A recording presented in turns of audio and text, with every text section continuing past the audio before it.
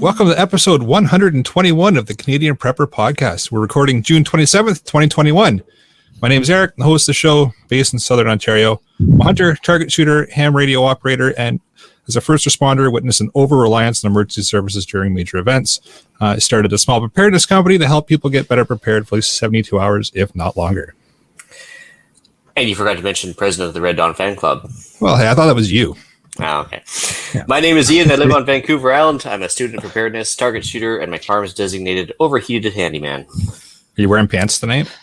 Maybe, maybe not. All right. That's why his camera's off all of a sudden.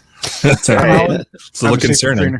First responder, security expert, overall safety nerd, and the chief executive officer of the Red Dawn Fan Club. I'm Scott, the frazzled new dad, paramedic splitting my time between Southern and Northern Ontario. I like learning things, and I don't accept things will always carry on the way they have, simply because I want them to. Oh, I should stop muting myself. If you want to help support the show and keep the Canadian Prepper Podcast on the air, please buy some swag.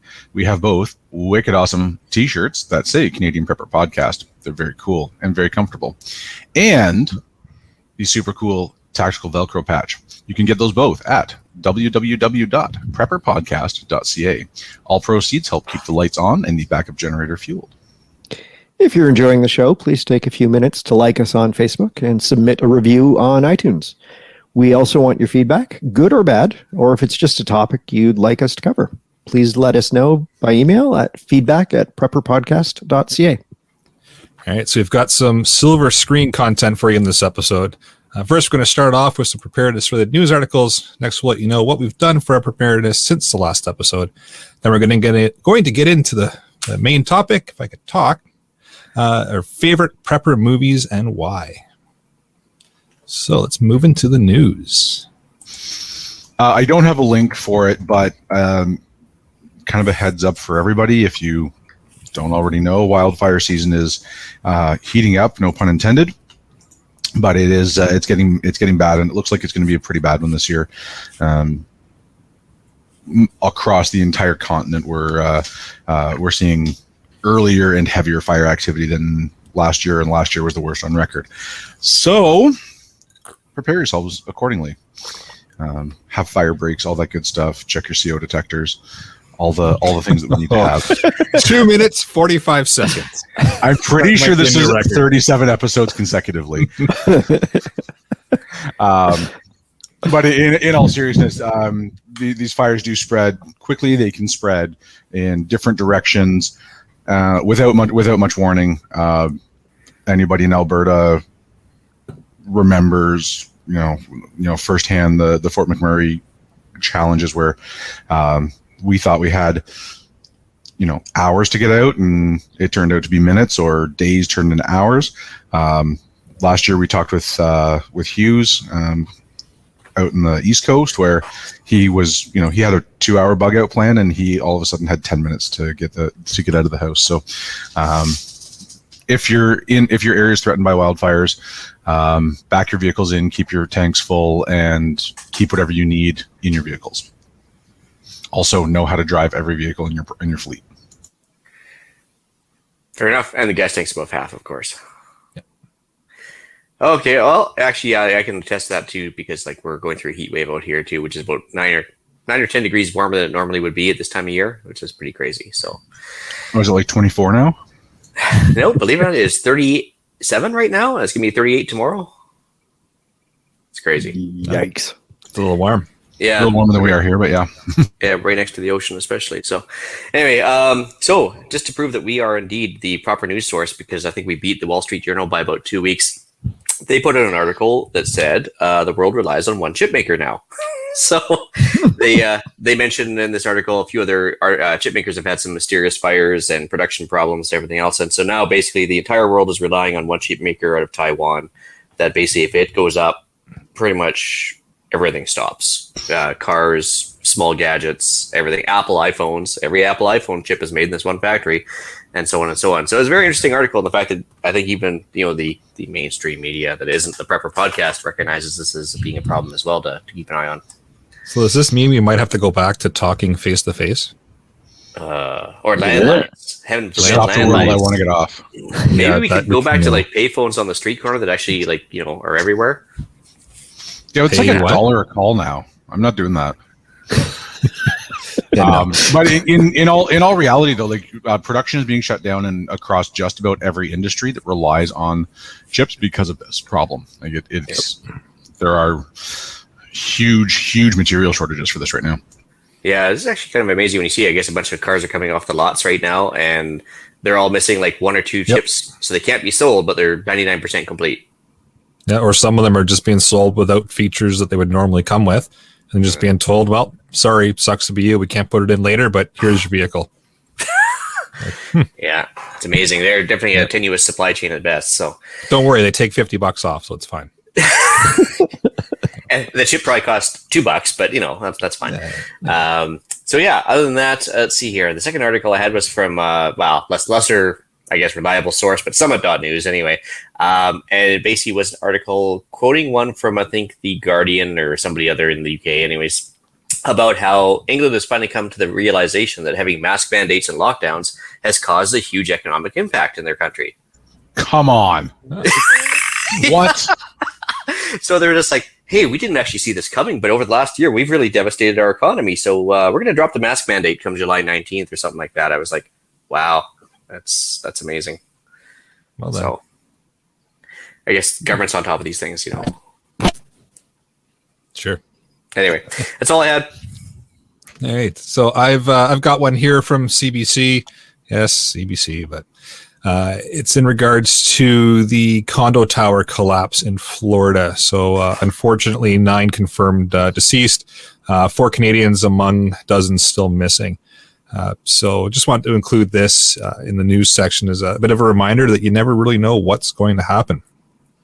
Well, I think it's fair to say that of the dozens still missing after a few days, it's looking pretty grim. I mean, like It is, when you got a building falling on people and they haven't had water for 3 days, it's like they're probably not missing anymore. They're probably getting moved over to another category. I would imagine, unfortunately, yeah. It goes from search to recovery rescue to recovery about now. I think that happened on Thursday, right? Yeah. Watching some of the That's video good. from that was just absolutely incredible. We should note, I mean, as much as there are 9 confirmed fatalities, and that is absolutely tragic without question, they also made at least 45 rescues. Yep. So there's that as well. A lot of people worked really, really hard to do the best they could, and a huge shout out to Miami-Dade Fire Department. Very naturally, most of my Instagram feed is first responder pages, and seeing the volume of work that these guys are doing to save as many lives as possible is just absolutely incredible. Yeah, some good work in a tragic circumstance, but it also serves as a good reminder that you never know what's going to happen, and you may think that the building you're in is secure, but it might not be. And Well, I mean, the story was making me think about my bug out bag and what, if building overhead announces "get out now" because half of it's collapsed, you're intact, but odds are you're never setting foot in your apartment again to get anything. So, yep. Even your 72-hour kit, right? Because it's not just your building that's affected. 3 blocks surrounding are now evacuated and everybody's displaced. So That's a good point. that evacuation route, 72 hours to get your poop in a group and figure out where you're going, what you're doing. Absolutely essential. And this is one of those prime examples where you might just be bugging out to a hotel room, not necessarily in a woods, with your SKS or anything else. So, I mean, it's definitely a big thing. And the sad part about this too is it's already coming out that, sure enough, there's some warning signs years in advance that, people have been talking about how the foundation had problems. And I guess some of the workers were sitting there clanging away at the foundation for the last week. Obviously, they clanged away a little too hard or something, but there was clearly some foreseeable problems that they decided to kind of hush up rather than actually making it, more of a public awareness thing. So there's going to be a lot of lessons learned, I think, from this long term. I think so. That's at least there's going to be some lessons learned out of it, right? Yeah. I mean, the scary thing, a friend of mine lived in a condo building, which they found all sorts of structural problems, and it just turned into this incredibly drawn out, protracted legal battle for who was to blame. And nothing was getting fixed in the interim. So I think in Florida they said the repair they needed to do was a $9 million repair, which divided amongst a whole lot of condo owners is still an awful lot of money for each of them. Yep. Oh yeah. But with that, shall we move into what we've done lately for preps? Well, I bought the parts for my Faraday box. I don't think I moved quite as far as some other people here. But 1 second after always scares the crap out of me. I also stocked up on dog food. Got to keep the canines fed. Or if things go really bad, it's maybe an odd tasting chili, but it's a whole lot of calories that are easy to store with a crazy long shelf life. Is it the dog or the food? The kibble. Oh boy. There we go. Kibble. All right. So yeah, let's go back to 1 second after. We'll have this fight again. But I mean, as we were saying in the 1 year war game episode, yeah, I would probably stock up on a whole lot of dog food. So I figured I could get in and out of there a whole lot easier than the chaos of the grocery store. That's true. Yeah.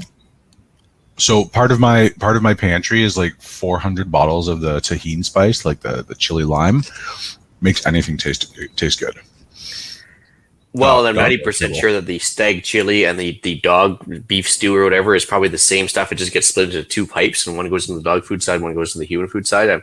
I'm pretty sure some of that stuff is indistinguishable from the other. I think you're probably right. But hey, on different that labels, note, so it has to be fun. Yeah. Something else I saw, I forget who posted it. It was maybe the New York Times. Somebody did a DNA test on Subway tuna, and it contained no tuna. Color me shocked. Similar concept, yeah. Yeah. Oh, jeez. All right. So for what I've done lately, got out to some Crown land, set up the tents for a few days. It was glorious. No cell reception. It's great. Just the tents, boat, campfire, some fish. Awesome. Shockingly, I know this is going to be very shocking for everybody listening. I set up my HF rig as well. Weird for me, I know, but got that set up, and actually was able to pick up some stations in the U.S. So that was kind of neat. But I've found out I got to do a little bit of tweaking on my antenna setup. So we weren't making any contacts with anybody. Nobody could hear us. We could certainly hear a bunch of stations. So I got to figure that setup out a little bit more. But it was fun to just get out for a couple of days and goof around with that and do a whole lot of nothing. What kind of antenna had you been using? So I just had a vertical, just like a whip antenna. So okay. I think I'm going to get something a little bit different, like a wire antenna of some sort that I can maybe do as a dipole. Throw it up with some trees. Maybe I'll get a little bit better ability to actually send signal versus just receive. We'll see. It's an antenna I've had forever. I've just never really goofed around with it much. So it goes back to testing your gear. There we go. Why am I just hearing about testing my gear for the first time tonight? I know, right? 121 episodes, and we're just mentioning it now. Well, if you've listened to this point, test your gear. Sounds important. I should write that down. If you're a new listener to the show, mind blown. Yeah. I know we haven't mentioned it much, but yeah, just test your gear. Also finished up my first Faraday ammo can project. So used a 50 cal ammo can that they ordered a couple weeks ago after the book club, and got that all set up. And so far, I'm happy with the results. Hopefully, never have to test it. So next up is portable ham radio and battery / solar box. Thanks for the idea, Ian. So that'll be the next project. But this one's all built and ready to go, and it took a couple hours to do, but pretty happy with the results at it.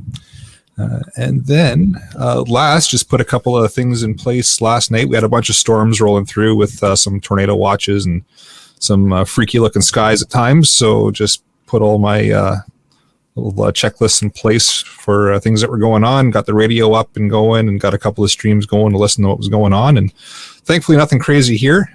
Chatsworth had a tornado touchdown and go through, but that's a little bit of a distance from here, but Goddard's was able also to at had least one put right that- on Lake Huron. oh, that's right. Yeah. Yeah, right, just outside of town. Yeah. They're calling for it to come this way and come right through. But thankfully that didn't happen, but I was able to put everything in place and get the radios on and get the streams going and have all the information kind of flowing. So that was good. Brad has a question online. How do you test a Faraday cage? It's a great question. Jumper You're going to cables. start a fight. You're going to start a fight, Brad.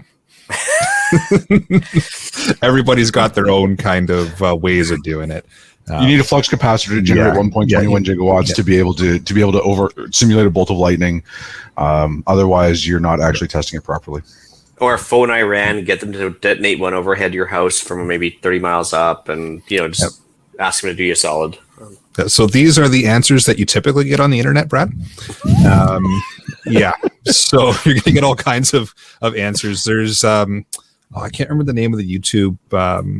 It's video that I watched from the EMP doctor. The EMP doctor. That's it. Yeah. He does some pretty good tests that are actually scientifically done. So I kind of built my box around his principles, hoping that he is legitimately a doctor. Looks like it. He wore a tie. So he's on the internet and he calls himself a doctor. What else do you want? Well, he's probably talking about doing everything you guys just suggested too. Yeah. So, but yeah, there's all kinds of different ways. A lot of people say you throw your cell phone in. If it stops getting reception, you're good. I don't really buy that. Is it blocking some signal at that point? Yeah. Is it blocking enough to stop, an EMP? I don't think it is at that point, but it's going to block something. But I just, like I said, I built my box around the EMP doctor's way of doing things there, and hopefully it works. Hopefully I never have to tell you if it did or didn't. So, well, chances are good we won't be able to tell you in this platform if it did. Well, or didn't. if I did it right, we can.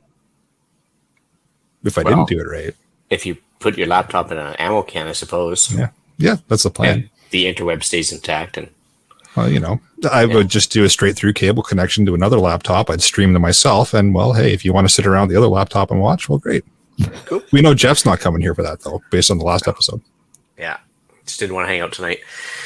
As for myself, as you can see by my much straighter and neater background, I finished some minor home renovations, and so now I've got the blackout curtains covering all of the stacks of Sterilite containers. So your shed is looking fantastic. Yeah, it looks a lot different. I know. I can see a lot of light through those blackout curtains. Mm-hmm. Oh yeah, the blackout curtains are still a work in progress because, as you can see, the little tension rods up top are not quite flush with the window there, so I got to tighten those up a bit. But So that's what was behind the boxes. yeah, that's right. This is actually the sunroom in our house, so it's a move inside versus the shed. But it's anyways, we got Makes extra sense room for all now. the sun in the windows. Yeah, so the sun is gone right now. Well, it's still out there, but it's being blocked off. Anyway, so that kind of took a bit of time, is getting the former daughter's bedroom, now office, set up. I got all my stuff moved in here, and You have a former daughter? yeah. I was just going to call him on that. Yes, the room that formerly belonged to the daughter, now she is outside the house. How's that sound? So she Anyway. moved out. Yes, Fancy she way of did. saying So she moved out. Got it. the Wi-Fi is spotty at best, so hence I'm going to kill my camera again because I don't want to drop off because I want to just drone on incessantly for 5 minutes. So I shall. All right. Anyways, so yeah, new podcast location, which is great. Hopefully the Wi-Fi works. Spent, a couple days going into the woods here, getting some deadfall that I chopped up earlier in the year during the cool time. Then it got too hot to work, so I decided to call it quits for that. With the heat wave, I set up my little hillbilly wash tub, which is a funny story in itself. I sent you guys some racy pictures there before, but Yeah, I'm still washing my eyes out. Got me going. I, Two really different answers there. whoa, I didn't expect that one. So I took one of the old rainwater catchment tubs, took a pressure washer to it, cleaned it out, and then, of course, took it back to new condition. But it's just a nice little soaker tub to get rid of the heat stroke or heat exhaustion anyway. Because, you start working out here for 5 minutes, and once you stop sweating, it's usually time to sit down and hydrate and kind of cool down a bit. So set up the tub there with some fresh water. Decent temperature. It doesn't take long to warm up in this temperature, of course. And I've been basically spent the last couple of days just making sure the animals are cooled down, plants are watered, everything else. There's really not much else you can do with this kind of temperature. But the last couple of days, I was working on the pump house down at the bottom of the property. Had to flush out the tank because it has to be done every once in a while. Setting up the pump house for a paint job, so just a little bit of home renos there. Not really much going on there. And then had a couple of new neighbors move in, so I thought I'd make some initial contacts with them and kind of suss them out. And mags are important, especially neighborhood ones. So I thought I'd just give that a try, and that's pretty much it. It was pretty slack for preparedness the last couple of weeks. Yeah, it is what it is. Yeah. Just got a note for anybody listening in Toronto area, Midland and 401 in Scarborough. There's currently a level 2 hazmat incident with a looks like about a 4 kilometer perimeter set up around there. So if you're in that area, maybe hop over to Twitter and check out Toronto Fire's feed. Find out what you're supposed to be doing. Crank on your radio, your TV. Make sure that you're staying safe. Not sure what the hazard is, but it's it looks like a pretty serious leak. So that's what anybody in that area. I believe that's how that Dave Bautista movie that just came out, Army of the Dead. I do believe that's how it started. Highway incident. Yeah, this one's not right on the highway. It looks like it's a little north of the highway, but it's still not good. Don't know what the product is. Don't know which way it's blowing or whether wind is a factor. But if that's your area, stay safe. Listen to the notification from fire because they got a lot of vehicles on scene. Anyways, this week for me, it's been a couple of weeks since I've been on. Made some progress on my truck radio setup. Actually was able to make contact, get on the net with the local amateur radio club. Somebody actually recognized my call sign because it belonged to my grandpa before me, which was kind of cool. Was able to actually test the range out on the out from their repeater, so I can't connect from my house to that repeater directly, but I can hear them pretty well once they're on. So I was able to make contact actually today with another local repeater, which is nice. Bought some new flashlights because you can never have enough. And it seems to be them transitioning everything over to the 18650 batteries, which are large and in charge, but they're rechargeable. They have a pretty good lifespan. Lithium ion. I've got a couple of headlamps, a couple of hand lights. They're all on 18650, and I'm building up a reserve battery. So that seems to be my new thing, trying to standardize as much as I can.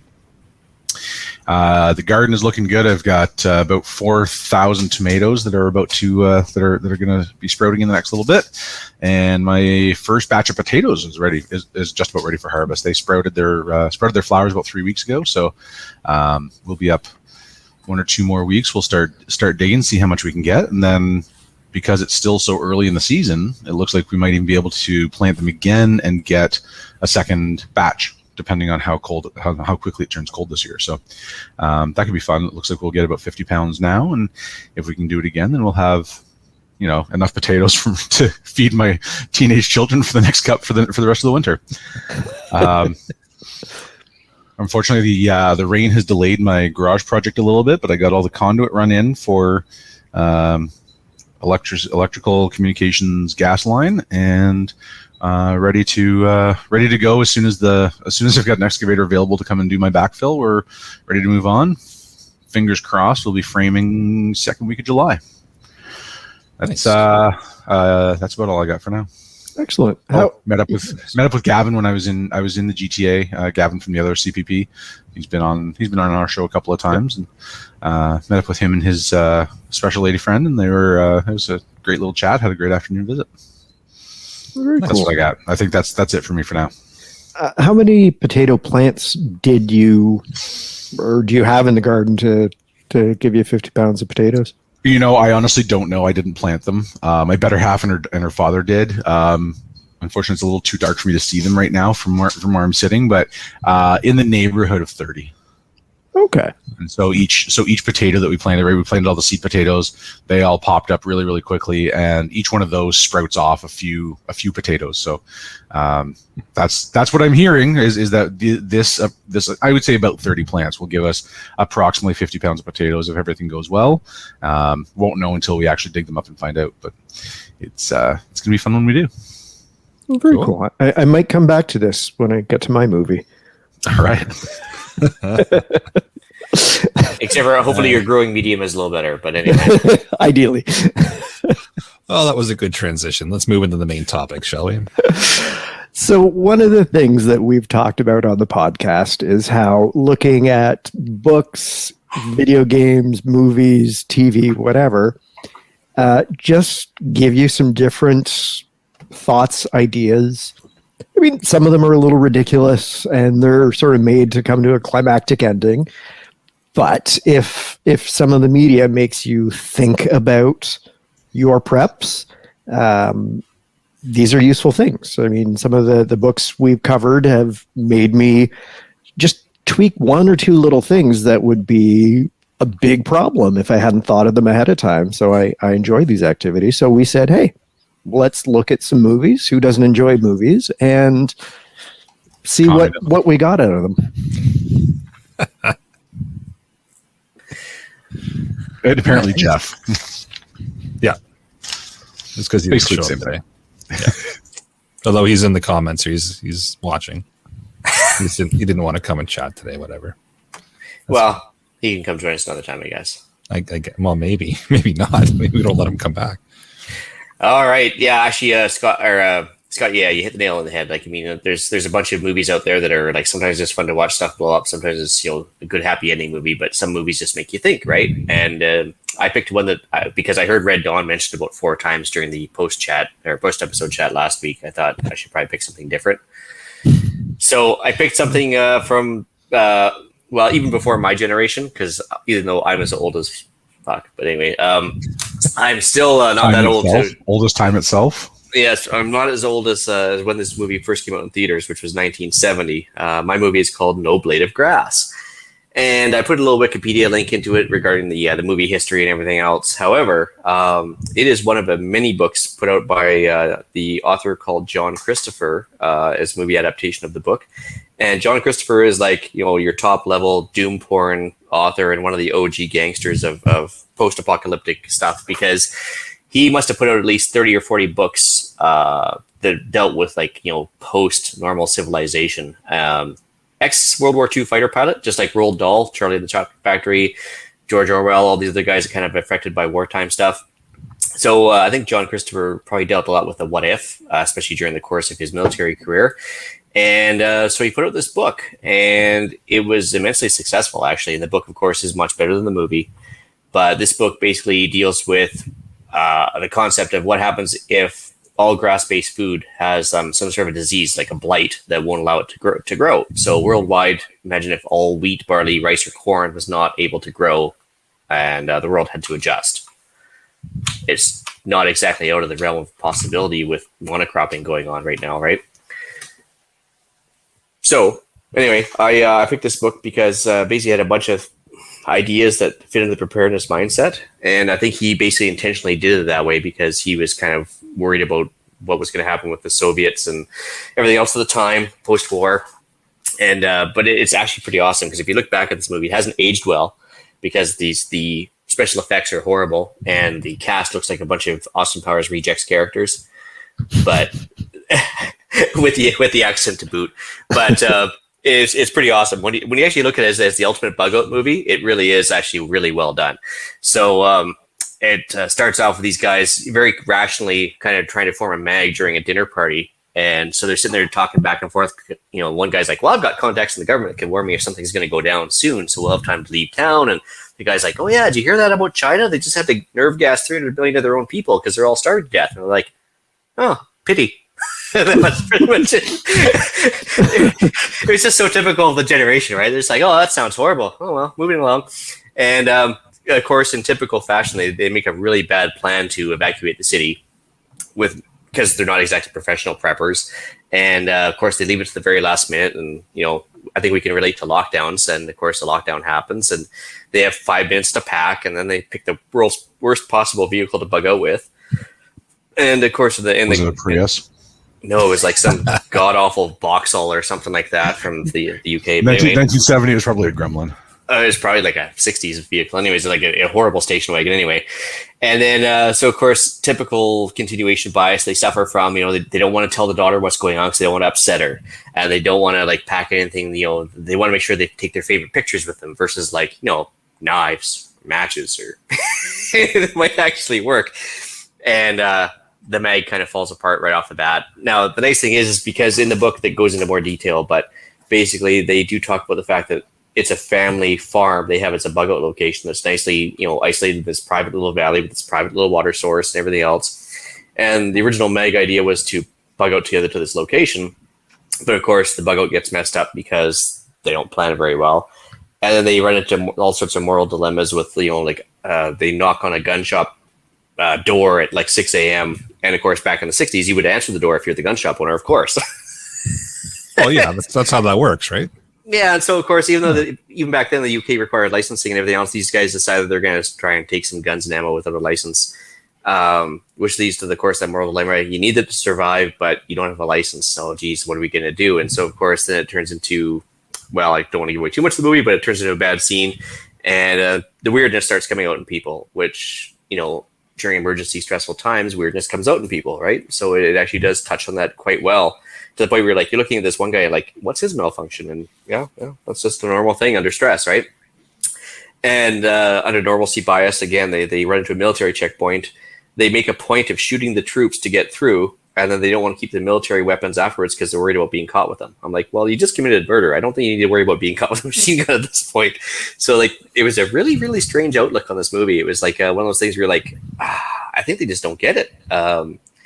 Anyways, and so, yeah, over the course of 9 meals, the society's completely falling apart, and it was a really well done movie. So I think there's a lot of lessons to take away from that. At the very end, it basically boils down to you can't save everyone, and so not everybody's going to get to the bug out location, and then they have to rationalize it because the bug out location is limited in the carrying capacity of the farmland, the actual physical space they have, and how many food stores they have, because they might be able to survive with 10 people for a year or 5 people for 20 people for 6 months. So what do you do, right? And you don't know how long this emergency is going to go on. And obviously they can't grow a lot of food because everything's falling apart. And Kill the 10 people and extend it by 3 months. Sorry, what was that? Kill the other 10 people and extend it by 3 months. That's right. Or you have a daughter move out and your food stores go up by 25%, right? You've done the calculation. I done my calculations, yeah. So it was a really interesting movie, and considered 1970 and the whole zombie porn movie genre hadn't really started up yet. I think there was one George Romero movie out by then, and it's a really interesting take. I mean, like I said, it didn't age well, but if you're willing to look past that, it's actually it's worth your time. And that's pretty much what I had. Cool. Very nice. All right. Oh shoot! How did I end up second? I went for the low-hanging fruit and talked about Red Dawn. If you haven't seen Red Dawn, then stop listening. You're no longer welcome here. If you've only watched the 2012 Red Dawn, then you're allowed to listen, but your homework is to watch the original because it's the best. And hang your head in shame. Also, yes, hang your head in shame. But I think Red Dawn has just about everything. It has a solid reason to bug out. Right, you've got a foreign invasion. Depending on which version you've watched, I think can we just not acknowledge the 2012 version because it was so terrible? Well, I will acknowledge the fact that they touch on EMPs because they use that as a bit of a precursor to invasion, which I thought was kind of a neat idea. Yeah. Okay. So, depending on which version you watch, it has either a surprise invasion of paratroops, or everything just stops working all of a sudden, and then the troops land. So then the ensuing bug out, and who can we take and who can we not, and how quickly can we get out? Then the insurgency, which is just phenomenal. I'm probably going to get a Wolverines tattoo on me somewhere at some point. Living off the land, making sure that they, having the skills to be able to keep themselves alive became crucially important. And then a boatload of dead commies, which is the absolute best part of Red Dawn. Well, yeah, that's right. But also the mental game too, right? They knew they were overwhelmed, overwhelming odds. No help was coming. They could just give up and walk into the camps. That's true. Or they could try and free the other guys that are in the camps. And, there's a lot of moral dilemmas going on there. Yep. Same thing with and they also right there, they also knew that the more that they attacked the invading forces, the worse it was for the people in the camps. So again, the moral dilemma: do they continue with what they're doing and make it worse for the people that are left with the hope of freedom? Better to die on your feet than live on your knees. Or do they back off and hope that the benevolent overseers will do better for the people that are captive? And in my opinion, they made the right choice. I would rather die knowing that someone was coming to save me than so quote exist or live under captivity. Well, and too, same thing with the girls too. Like, look at the dilemma they had. They started out with a couple of Russians trying to have their way with them, and in the end, they decided, well, it's better to die on my feet type of thing. And so they decided to go fight versus being some Russian overlord sex toy. So that's a lot to be said about a lot of things there. And again, one guy's father was punished for handing out weapons to them because you helped the resistance, even though there wasn't really an officially resistance yet. Yep. So yeah, there's a lot going on there. It is it's a terrible movie. Let's be real about this. It is not a high budget movie, but it does have a lot of things, as Scott mentioned in the beginning, right? It has a lot of things for us to think about. There are a lot of moral dilemmas. There are a lot of practical dilemmas. There are a lot of skills that are required that had the wrong people ended up in that position, that movie wouldn't have happened, right? The whole plot would have just fallen apart pretty well instantly. And it also lends to the concept that the better prepared you are to live with the least amount that you can, the better off you're going to be. I still think that's going to be one of the most enduring scenes from 1980s movies. It's like when they go into the sporting goods store and just start ripping stuff off the shelves and loading up the truck as best they can. Yep, absolutely. Yeah. Cases of soup, and it was very much beans, bullets, and band-aids, and they mounted an effective resistance to that, which was fantastic. It was great. It was the best possible outcome. So that was mine. Contagion was a close second, but frankly, I didn't have time to do the notes. So there you go. So Dan in the live chat's got a couple of suggestions for us. He says, with all the talk about UFOs lately, perhaps Aliens, Independence Day, or even better, War of the Worlds. Well, the initial attack of War in the Worlds was still pretty awesomely done as far as the cinematography goes. And again, the deal with EMP and having to replace ignition circuits and everything else, that was really well done. Yep. Yeah. Interesting enough, I guess on Friday, the UFO report came out from the government, and nobody cared. Look at that. Yeah, I think we've all just acknowledged at this point that there has to be, there very simply has to be. If we just interesting. I haven't read that UFO report that came out from the U.S. military there, but I guess they finally put out everything they have on UFOs, and I guess they do admit that there is life that they can't explain. Of course. And I guess it's got zero media coverage, right? Yep. So look, it doesn't fit the bad scary narrative because it's just simply unexplained. But if you think about it, right, our sun is simply a star like any other in the sky, and it has approximately 9 planets circling it, and one of those has life that we recognize as intelligent-ish and usable and sustainable. And there are how many billion stars that we are aware of currently, and the odds are astronomically small to non-existent that if you average out the number, average out that there's one planet circling most of those stars that may sustain some kind of life. If not, what a colossal waste of effort the entire universe is. Well, either it's mathematically impossible for there not to be alien life, or if we are alone in the universe, then we should actually be taking better care of ourselves. But anyway, if we are that unique. But anyway, just for Brandon. I was just gonna say, now that we've gone off about UFOs, you're welcome, Brandon. Yeah, so Brandon, sorry about that. I mean, I know your neighbor's listening now, but we're not all about UFOs, I swear to God. So anyway, we're not about UFOs, but yeah. Look, I'm not saying they're aliens, but there are probably aliens. Service Communications mentions the series Jericho. Yeah, that was a good series. It was an interesting thing on nuclear war and how the community has to kind of band together to kind of overcome certain obstacles, everything from fake help arriving to bad neighbors to food shortages and everything else. I seriously think they unfortunately cut that one short just when I think things started to get interesting. I think they canceled the series, which is a little bit tough. But anyway, good series overall, but short. Yep.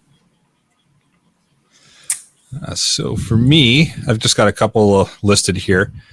So given all the weather stuff that was going on the other day, I figured I'd throw a twister in here. Just because good old Mother Nature coming to get you type movie. We got cows. You got vehicles thrown all over the place. You got a nice little love story going on in the middle there throughout all of it. Twisted into it, if you will. Terrible. Helen Hunt in Great States Undress. I'm about it. Yeah, so, you know.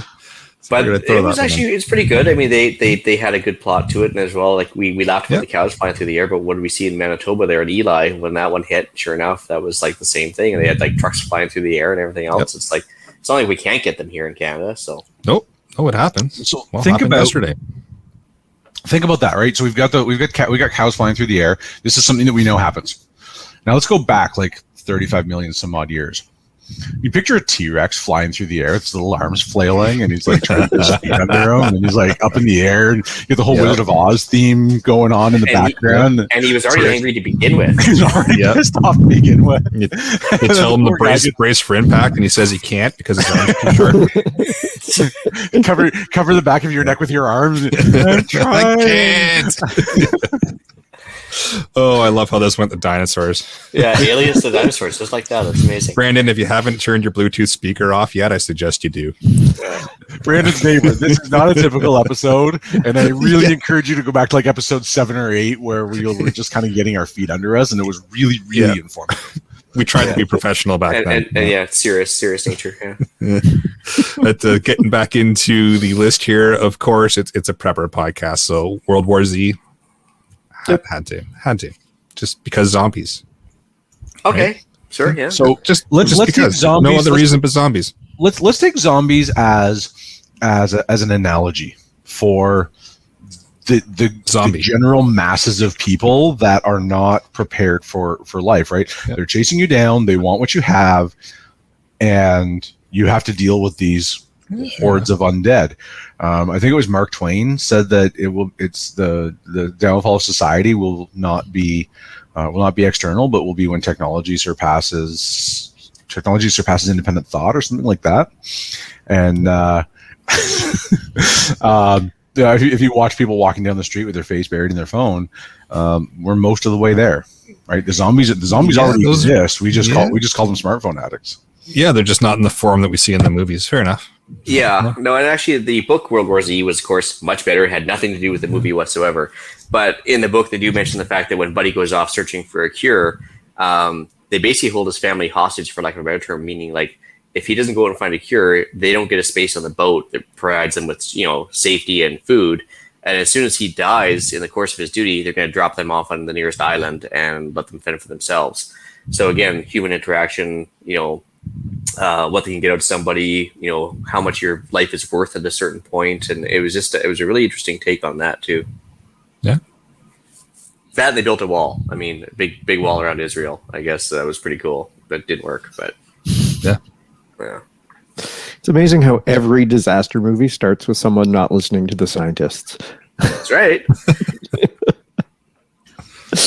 or I Am Legend, where everybody listens to the scientists, and then it turns out to be a really bad idea. Yep. True. Fair enough. Zombies yet again. We just can't win. There's going to be zombies no matter what we do. Yeah, no matter what, they're going to be zombies. So we might as well be ready for it. My movie actually doesn't have zombies in it. It should. Well, yeah, you got to leave then, Scott. All right. Well, thanks, guys. Movie. Yeah. See you later. It's been good. So I chose The Martian with Matt Damon. Not a classical prepper movie, but very much a survivalist movie. The premise is in the near-term future, there's a mission to Mars. They have to evac because a huge storm is about to swamp their camp. Matt Damon accidentally gets left behind. They all think he's dead. He loses communications. But the fact the movie actually deals with food and, bodging together survival and trying to make communications work with whatever equipment he can scrounge up and MacGyver together. Going back to your potatoes, Alan, he has to grow potatoes because he's got enough food to survive a little while, but if he doesn't start growing some, he's going to be in trouble.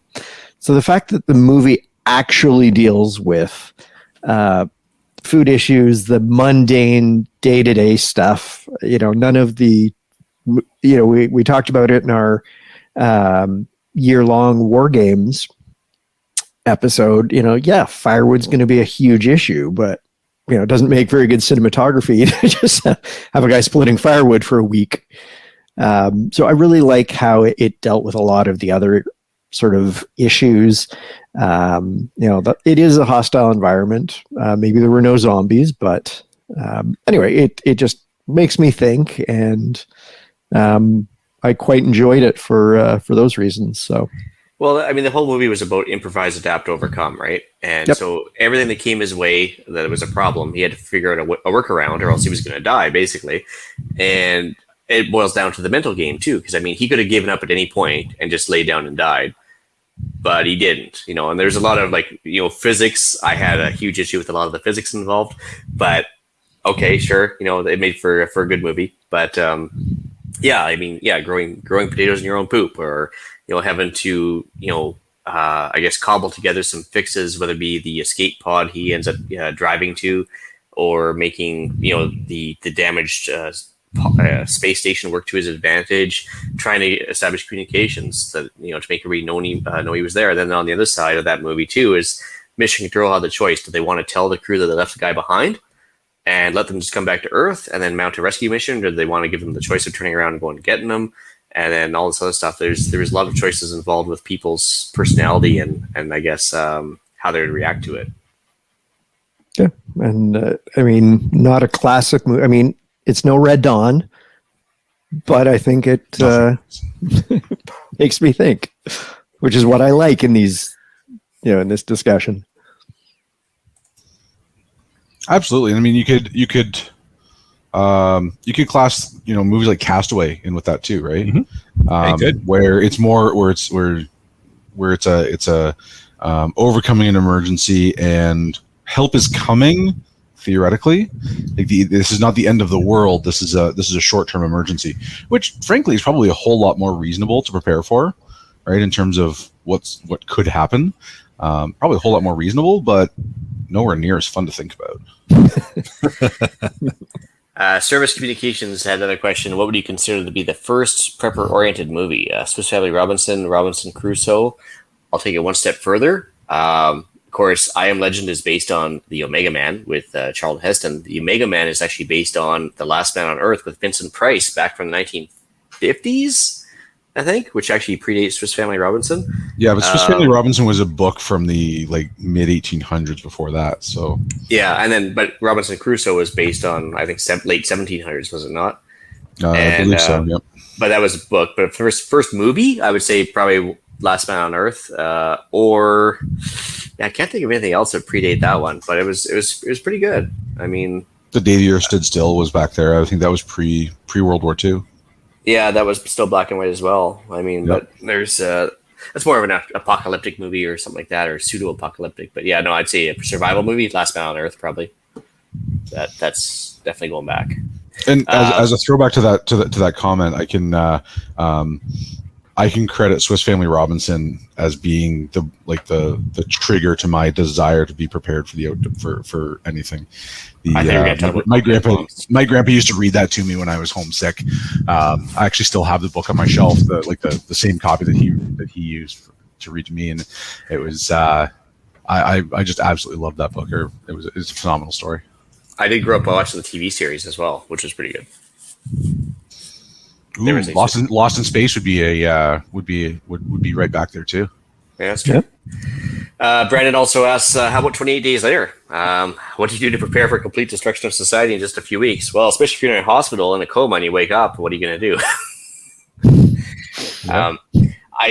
The whole with that movie, I think the first thing I got angry with is that he woke up supposedly after the destruction of society and he wasn't dehydrated.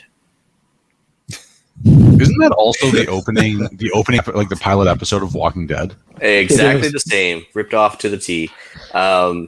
Yeah, so it was Cillian Murphy, I think it was, that played that, one of his first movies.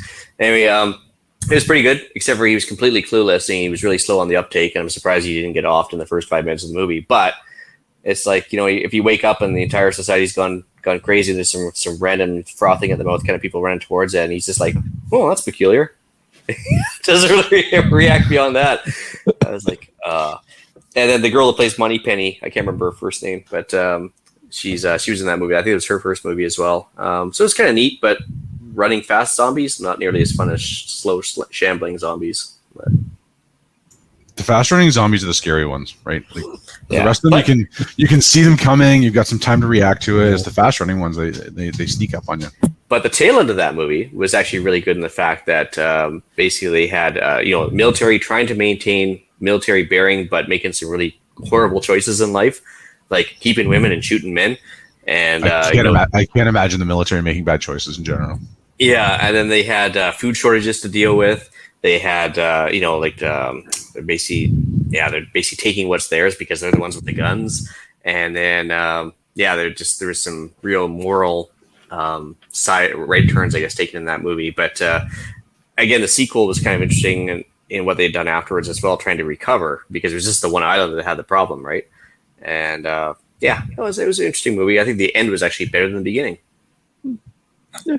I mean, to Brendan's question, I think there's a lot of different scenarios where society would collapse really quickly, and a few weeks' time, as we were saying, the whole nine meals away from chaos.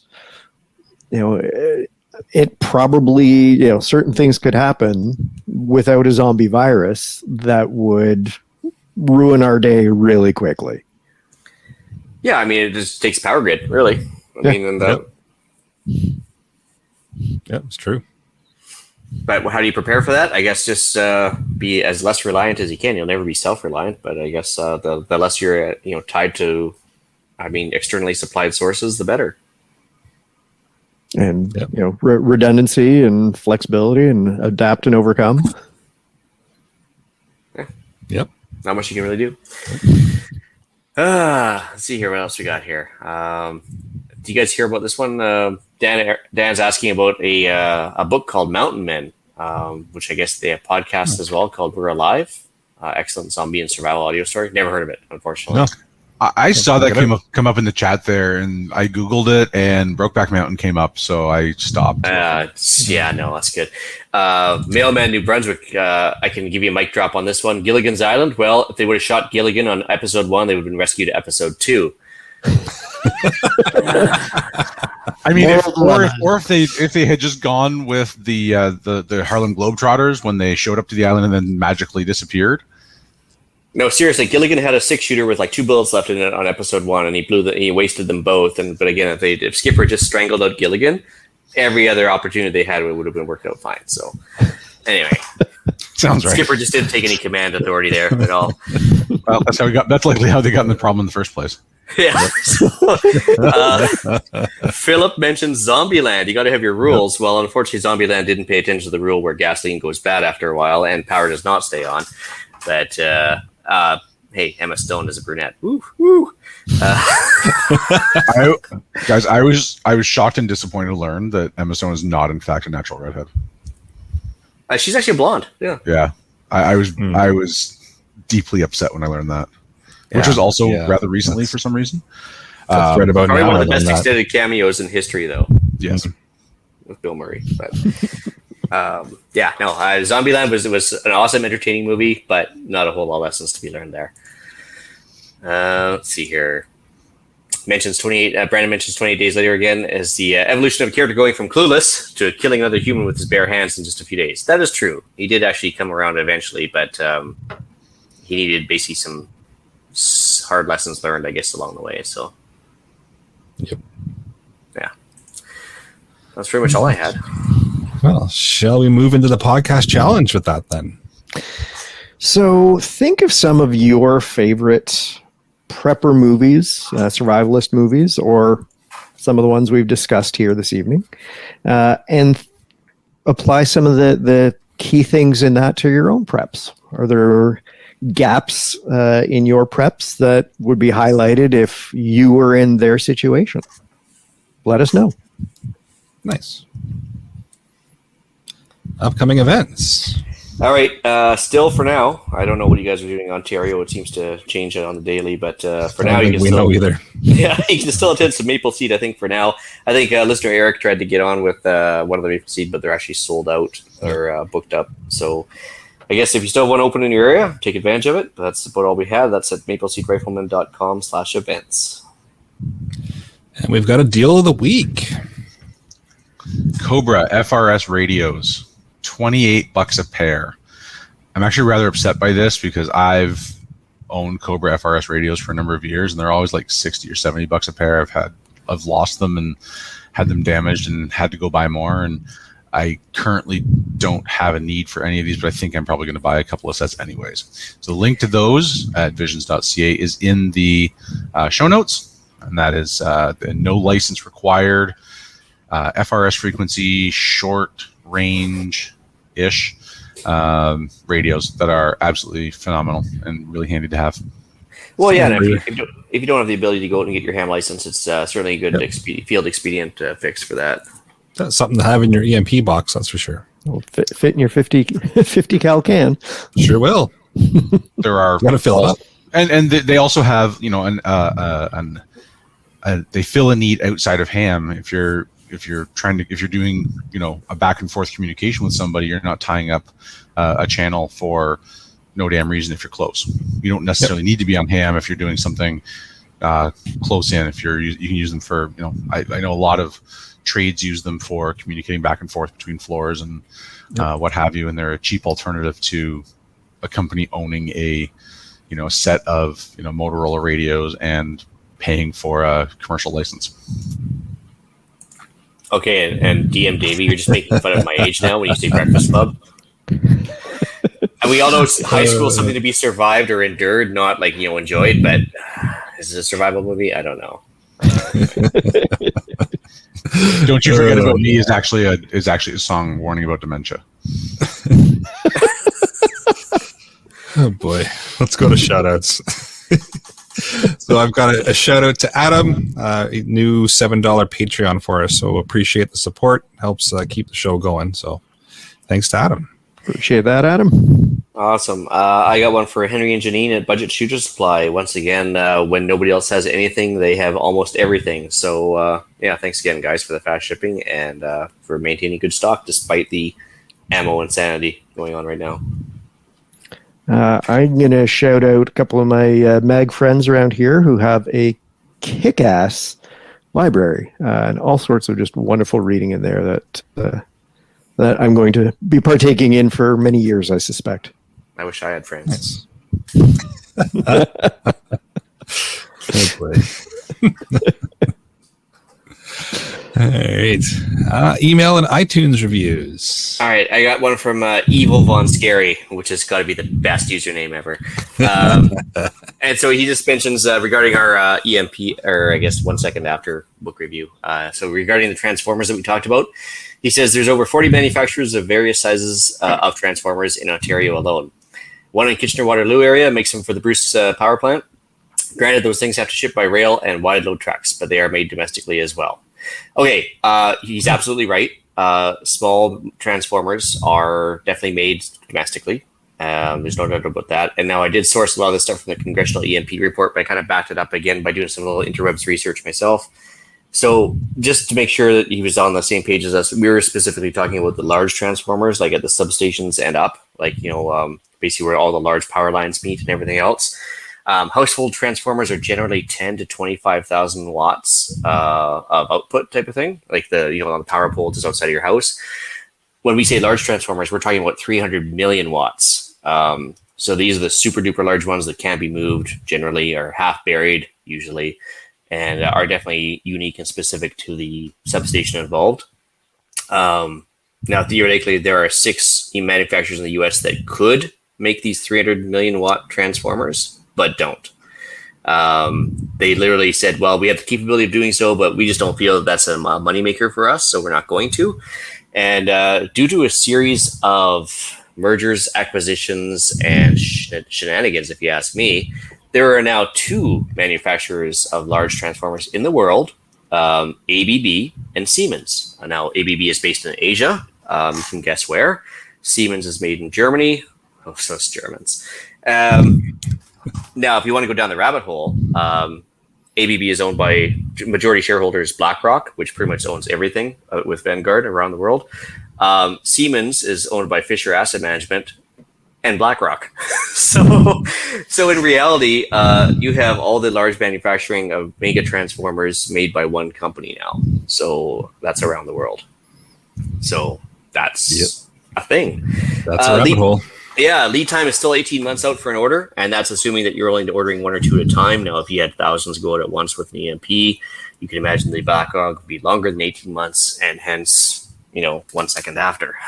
So if there's an EMP, how are they going to power the factory to build the transformers? Well, we're assuming the EMP did not go over ABB in Asia or Siemens in Germany. But even if it did, if one of those 2 got knocked out, then obviously your lead time for replacement would basically double because only half the manufacturing capability. Or if you were not friends with BlackRock, then I guess your lead time turns into infinity. The other, I guess, issue damage in shipping. Whoops, damage in shipping. Yeah. Oh, sorry, our backlogs is too big. Can't help you. Sorry, we never received your order. Exactly. So the biggest issue with the congressional report was the fact that they have basically a total reliance on foreign sources for their major components. So the U.S. admits that they have no capability of replacing any major transformers that get knocked out for whatever reason, just wear and tear or EMP or anything else. So they're saying that that is a tactical or strategic shortcoming that they need to overcome. And that's what the EMP report is, almost 10 years old now? And I don't think things have gotten better. Why would they? Once again, relying on the government to get something done. And done efficiently at that. And I mean, you look at COVID vaccines as something that, perfect example where we don't have any domestic capability, PPE production. We're reliant on foreign sources. And doesn't matter how good a friend you are with these guys, when there's that demand, it's the absolute Wild West. I mean, you hear the stories coming out of China with PPE and outright piracy at the airport. Yeah. So, it would be every bit as bad with any massive infrastructure pieces that are in high demand, whatever the situation. That's a good point.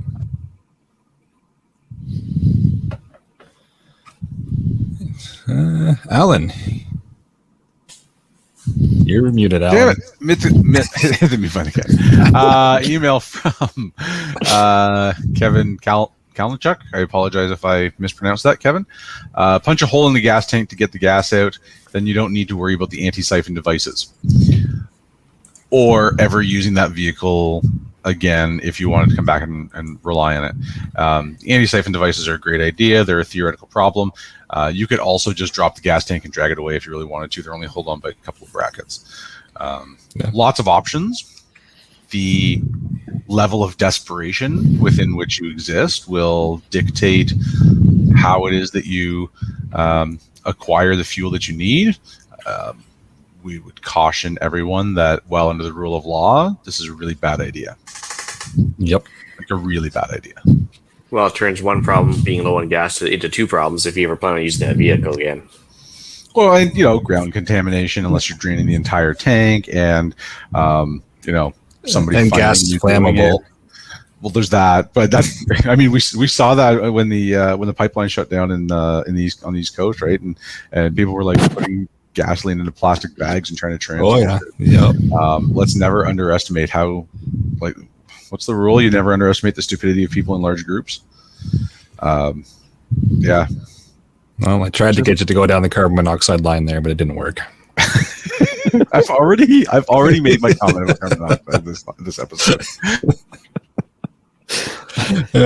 So I've got one here from taxpayer Dave. It just says, in the long emergency, step 1, drill out the rivets. Once again, Yeah. I don't understand why you want to drill the rivets out of your trailer or something like that. That makes no sense. No, doesn't. we will caution that, well, under the rule of law, this is a really bad idea. Yep. After that, we take no responsibility for what you do. No. This show Probably, is for entertainment only. And Yeah, entertainment only. This Don't is do not all the legal things we advice. say. It's not legal Yep. advice. We're not lawyers. All that good stuff. We probably should have said at the beginning. We're saying near the end. Yep. Because, well, why not? At least it's out there somewhere. And with that disclaimer, I'll bring episode 121 of the Canadian Prepper Podcast to an end. You can find the podcast on iTunes, Podbean, Spotify, or, of course, your favorite podcast app. Please help us out. Submit a review. It does help other people find us. And we do record these shows live on Facebook and YouTube for now. If you want an early peek at the show, please subscribe to the YouTube channel, Canadian Prepper Podcast, and click the notifications tab. It gives you an alert when we are going live. If you prefer to watch on Facebook, then I imagine they have a very similar process, but I don't know. I don't Facebook. If you want to reach me, you can contact me at Alan, that's with one L, at prepperpodcast.ca. I prescribe to the Grayman theory, and I'm not responsible enough to have my own email address. So if you're looking for Scott, feedback at prepperpodcast.ca works just fine. Yep, I know where to find you. yeah, it probably, so does the government. But anyway. Yeah. So on that note, until C10 comes through, or what's the newest one? C96 or whatever. They got a second one coming through now. Spin the wheel. Yep. Yeah. You can reach Ian directly by emailing me at theislandretreat@gmail.com and on Gab and Odyssey at The Island Retreat. You can also find me on Canadian Patriot Podcast, which is on iTunes and YouTube, and the Discord group called Canadian Patriot Podcast.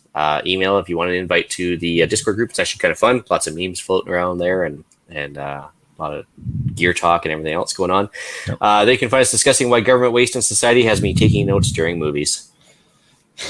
Oh, jeez. All right. Well, please check out Rapid Survival at rapidsurvival.com. You can get me there on the live chat. You can also email me at feedback@prepperpodcast.ca. So thanks for joining us this evening. Until next time, be prepared, stay safe, and keep learning.